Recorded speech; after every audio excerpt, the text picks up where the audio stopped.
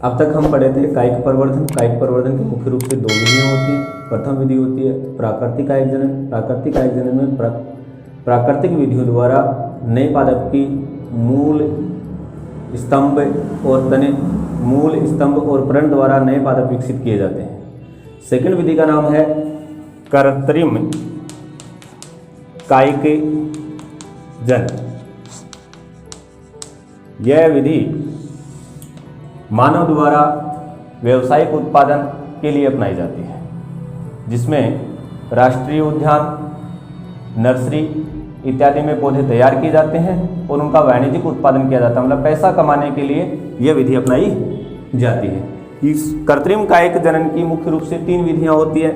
प्रथम विधि का नाम होता है कर्तन। कर्तन का मतलब होता है कटिंग, अर्थात किसी पौधे की कटिंग काटकर नए पौधे तैयार किए जाते हैं, तो उस विधि को कर्तन विधि कहा जाता है। कर्तन विधि भी दो प्रकार की होती है। फर्स्ट विधि होती है स्तंभ कर्तन। फर्स्ट विधि का नाम होता है स्तंभ कर्तन। इस विधि में पादप के स्तंभ अर्थात पादप के तने के छोटे छोटे भागों को काटकर जमीन में रोपित कर दिया जाता है।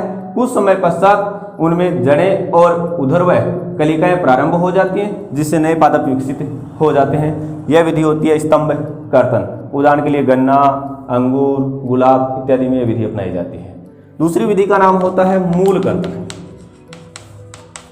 मूल कर्तन विधि में पादप की मूलों को काटकर छोटे छोटे भागों को जमीन में रोपित कर दिया जाता है। मुख्य बात इस विधि में यह ध्यान रखने की होती है कि जो भी मूल की कटिंग की जाती है उस मूल को जमीन में ऊर्ध्व स्थिति में लगाया जाता है, जिससे अपस्थानिक जड़ें उसमें प्रारंभ हो जाएं और ऊपर की ओर कलिकाएं विकसित हो सके, जिससे नए पादप तैयार किए जा सकते हैं। उदाहरण के लिए नींबू में ऐसा हो सकता है, अमरूद, सेब इत्यादि में मूल कर्तन विधि अपनाई जाती है। दूसरी विधि का नाम होता है दाब लगाना।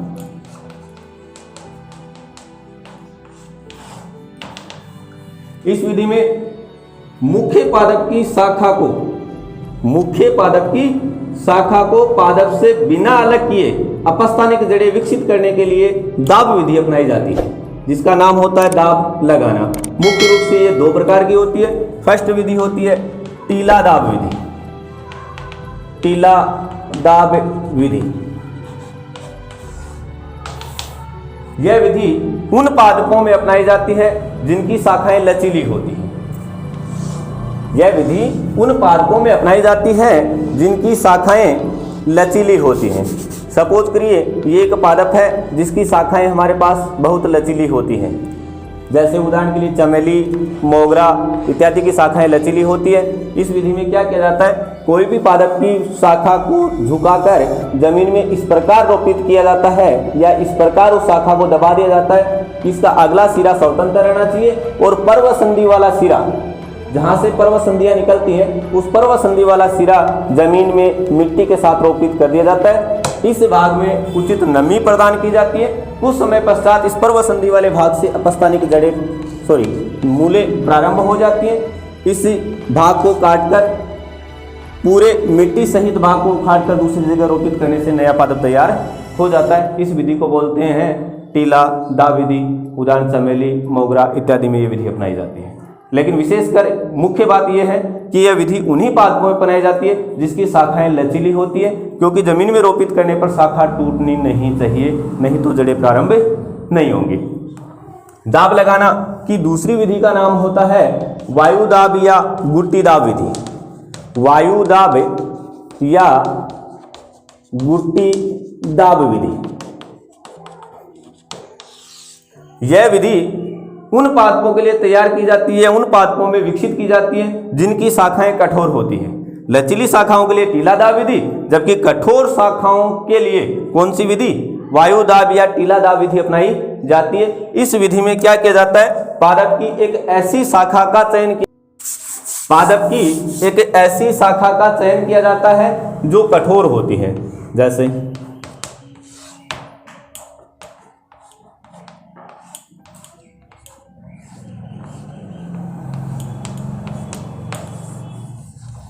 हमने एक पादप लिया है, इस पादप की एक शाखा के छाल को चाकू या किसी अन्य यंत्र द्वारा हटा दिया जाता है। इस हटाए गए स्थान पर लगभग 5 से 7 सेंटीमीटर यह चीरा लगाया जाता है, जिससे सिर्फ छाल को हटाया जाता है। हटाए गए स्थान पर मोस पादप, गीली मिट्टी या फिर गीली रुई लगाकर इसे कपड़े से बांध दिया जाता है। बांधे गए स्थान पर जहां से हमने कट लगाया उसके जस्ट ऊपर वाली शाखा पर एक मटकी बांध दी जाती है, पेड़ से एक मटकी बांधी जाती है। उस मटकी के निचले वाले पेंदे पर एक छिद्र लगाकर उससे एक रस्सी निकालकर इस काटे हुए स्थान के चारों ओर लपेट दे जाते हैं, जिससे यहाँ लगातार नमी बनी रहे। लगभग 7 से 8 सप्ताह पश्चात अपन ध्यान से देखते हैं तो इसमें अपस्तानिक जड़ें प्रारंभ हो जाती है। इस भाग को मूल पादप से अलग कर नई जगह रोपित करने से नया पादप तैयार हो जाता है। यह विधि कहलाती है वायुदाब या बूटी। कृत्रिम कायिक प्रवर्धन की तीसरी विधि का नाम होता है रोपण।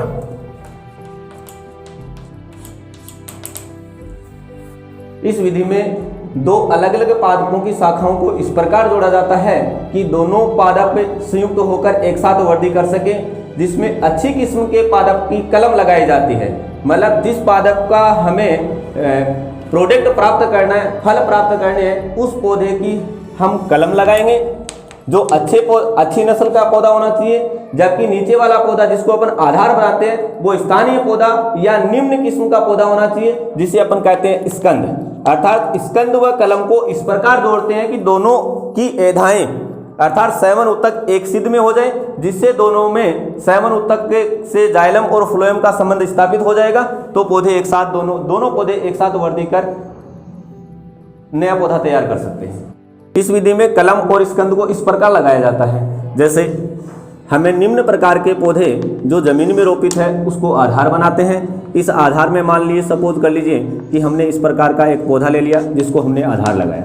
ये चाहे कोई भी पौधा स्थानीय पौधा हो सकता है, जैसे नीम का, आम का, कोई भी पौधा ले सकते हो आप। दूसरा, इसी के ऊपर जो लगाने वाला पौधा है उसका व्यास, ये व्यास बोल दें या मोटाई बोल दें, ये दोनों की बराबर होनी चाहिए। जैसे दूसरा पौधा मान लो सपोज करो हमें इसके ऊपर ये पौधा लगाना है, इसको अपन उल्टे वी की आकृति में ऐसे काट लेते हैं। इस पौधे को अपन कलम कहेंगे। ये कलम उस पौधे की अपनाई जाती है जिससे हमें फल प्राप्त करने हैं। कोई भी फलदार पौधा जो हमें फल प्राप्त नहीं कर रहा है या उसकी वृद्धि नहीं हो पा रही है, तो इस विधि द्वारा उसकी वृद्धि कर फल प्राप्त किया जा सकता है। इस पौधे को अपन इसके ऊपर इस प्रकार स्थापित कर देते हैं जिससे दोनों का एधा एक दूसरे के, जैसे ये एधा इसकी है और ये एधा इसकी है, दोनों एधाएं एक दूसरे के समांतर हो जाएंगी। यहाँ से बांध दिया जाता है इसको और नमी प्रदान की जाती है। कुछ समय पश्चात दोनों की एधाएं सम्मिलित होकर एक साथ वृद्धि कर जाएगी। इस विधि को कहा जाता है रोपण विधि। यह विधि मुख्य रूप से 4 प्रकार की होती है।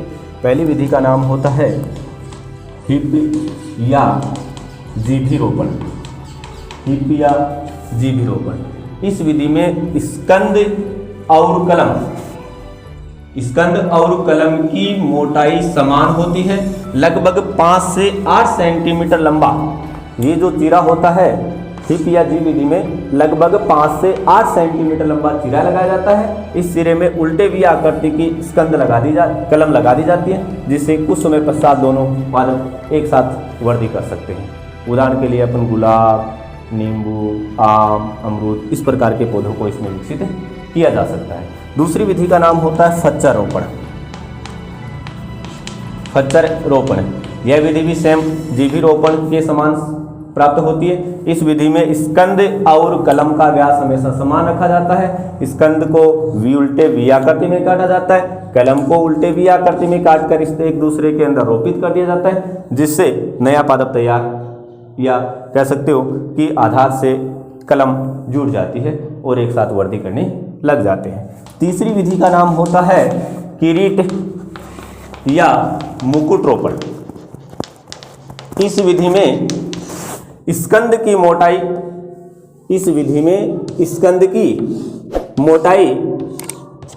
कलम की मोटाई से कई गुना अधिक होती है। कलमें मान लो ये छोटी छोटी कलमें हैं हमारे पास और स्कंद हमारे पास इतना मोटा है। अर्थात इस विधि में क्या किया जाता है, एक स्कंद पर या एक आधार पर कई कलमें एक साथ लगाई जा सकती हैं। इसमें उल्टे वी आकृति का चीरा लगाकर ये हमने कलम लगा दी, ये उल्टे वी आकृति का चीरा लगाकर इसमें कलम लगा दी। इस विधि को किरीट या मुकुट रोपण कहा जाता है। चौथी और अंतिम विधि का नाम होता है कलिकारोपण।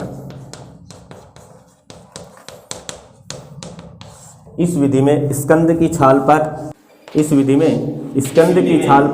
टी आकृति का चीरा लगाया जाता है।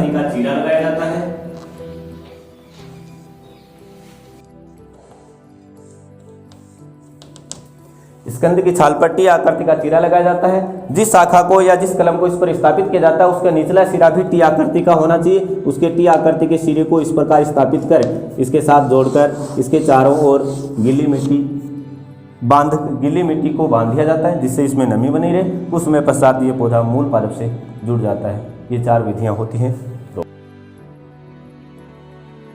आवर्त विधि पादपों में हम पढ़ रहे थे जनन, जिसका पहला टॉपिक हमने पूरा कर लिया है, अलैंगिक जनन। दूसरा जनन होता है लैंगिक जनन। आवर्त विधि पादपों में लैंगिक जनन पुष्पों में होता है। पुष्प एक सीमित वृद्धि करने वाला रूपांतरित प्रौरय होता है, जिसके निम्न भाग होते हैं।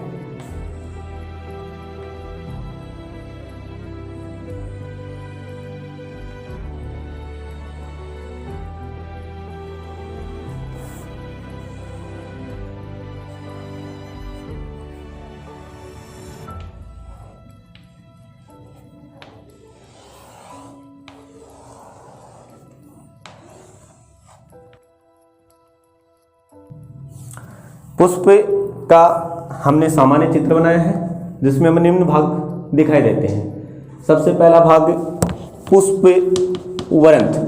पुष्प पादप के जिस भाग द्वारा जुड़ा हुआ होता है उसे पुष्प वरंत कहते हैं। पुष्प वरंत से ऊपर का भाग थोड़ा फूला हुआ होता है, जिसे पुष्पासन कहा जाता है। पुष्पासन से ऊपर की ओर चलें तो मुख्य रूप से 4 आवश्यक भाग पाए जाते हैं। चारों भागों के निम्न नाम होते हैं। सबसे बाहर का भाग कहलाता है बाह्य दल, अंदर का भाग दल, फिर होता है पुमंग और फिर होता है जायांग। ये 4 भाग आवश्यक चक्रों में शामिल किए जाते हैं। सबसे पहले भाग का वर्णन करते हैं हम बाह्य दल। बाह्य दल पुष्प में सबसे बाहर की ओर होता है, जो सामान्यतः हरे रंग की आकृति में पाया जाता है। ये यहाँ हमने दिखाया है बाह्य दल। ये सबसे बाहर की ओर होता है, हरे रंग की आकृति में होता है तथा पुष्प की सामान्यतः सुरक्षा करने का कार्य बाह्य दल का होता है। इसके अंदर का भाग कहलाता है दल। कई प्रकार के दल मिलकर दलपुंज का निर्माण करते हैं। दल किसी पुष्प का रंगीन भाग होता है, जो पुष्प में सुगंध उत्पन्न करने का कार्य करता है। दल और बाह्य दल मिलकर पुष्प के सहायक चक्रों का निर्माण करते हैं। मुख्य चक्र, मुख्य भाग जो होता है या जननिक भाग जो होता है वो बनाते हैं पुमंग और जायांग, जबकि बाह्य दल और दल बनाते हैं पुष्प के सहायक चक्र। और चारों आवश्यक चक्रों में सम्मिलित किए जाते हैं। जिन पादपों में या जिन पादपों के पुष्पों में चारों सहायक चक्र उपस्थित होते हैं उसे पूर्ण पुष्प कहा जाता है। उदाहरण के लिए अपन लेते हैं सरसों, पूर्ण पुष्प के रूप में माना जाता है। मटर, चारों भाग उपस्थित होते हैं इसलिए मटर भी पूर्ण पुष्प के रूप में। जिनमें अगर इन चारों भागों में से एक भी भाग अगर किसी पुष्प में अनुपस्थित होता है तो उसे अपूर्ण पुष्प कहते हैं। उदाहरण के लिए लौकी, पपीता, ये अपूर्ण पुष्प कहलाते हैं, क्योंकि लौकी में मादा भाग ही उपस्थित होता है, नर भाग अनुपस्थित होता है, इसलिए पौधा एकलिंगी पौधा भी कहलाता है। चारों भागों की बात करें तो दल के अंदर का पूरा भाग, यहां से लेकर यहां तक का भाग पूरा एक साथ पुमंग कहलाता है। पुमंग की एकल इकाई या कह सकते हैं पुमंग नरजन्नांग के रूप में पुष्प में कार्य करता है। इसकी एकल इकाई को कहते हैं पुंकेसर। इसकी एकल इकाई का नाम होता है पुंकेसर। यहां से लेकर यहां तक का भाग पूरा एक साथ पुंकेसर कहलाता है। पुंकेसर के मुख्य रूप से फिर 3 भागों में बांट दिया जाता है। नीचे का ये भाग तो कहलाता है पुतंतु। पुतंतु डंडीनुमा संरचना होती है जिसके ऊपर परागकोश पाया जाता है। ऊपर की पूरी संरचना एक साथ बोलेंगे इसको परागकोश। परागकोश में भी 2 संरचनाएं होती है। मध्य की संरचना को कहलाता है योजी। योजी के बाहर बिंदुनुमा संरचना में पाए जाते हैं परागकण। परागकण और योजी मिलकर बनाते हैं परागकोश, और परागकोश और पुतंतु मिलकर बनाते हैं पुंकेसर। समस्त पुंकेसर मिलकर बनाते हैं पुमंग। अर्थात किसी भी पुष्प का नर भाग पुमंग कहलाता है, जिसके मुख्य रूप से दो पार्ट होते हैं, पुतंतु और परागकोश। परागकोश के पुनः दो पार्ट हो जाते हैं, योजी और परागकण। परागकण मुख्य नर जनन अंग के रूप में यहां कार्य करता है, जिसको पोषण प्रदान करने का कार्य योजी करती है। अंतिम भाग पुष्प का होता है जायांग। जायांग अनेक अंडकों का बना होता है। एक अंडक में मुख्य रूप से 3 संरचनाएं होती है। यह मुख्यतः मादा भाग कहलाता है, जिसमें 3 प्रकार की संरचनाएं होती है। फर्स्ट संरचना का नाम होता है वृत्तिकाग्र। यह सबसे मध्य में ऊपर की ओर फैला हुआ भाग होता है, जिसे वृत्तिकाग्र कहते हैं। वृत्तिकाग्र परागकण को धारण करने का कार्य करती है। वर्तिकाग्र के नीचे खोखली डंडीनुमा संरचना, ये खोखली होती है, लगभग लंबी डंडीनुमा संरचना, जिसको बोलते हैं वर्तिका। वर्तिका के नीचे गोलाकार भाग कहलाता है, जिसे कहते हैं जायांग या अंडाशय। ये हमारा लैंगिक जनन का पुष्प कंप्लीट हुआ। हमारा लैंगिक और अलैंगिक जनन आवर्त विधि पादपों में लैंगिक जनन और अलैंगिक जनन पूरा सविस्तार पूर्ण हो चुका है। इस टॉपिक में किसी भी स्टूडेंट को कोई समस्या हो, कोई पर्सन में किसी भी टॉपिक में कोई डाउट हो, तो हमें कमेंट करके ज़रूर बताएं।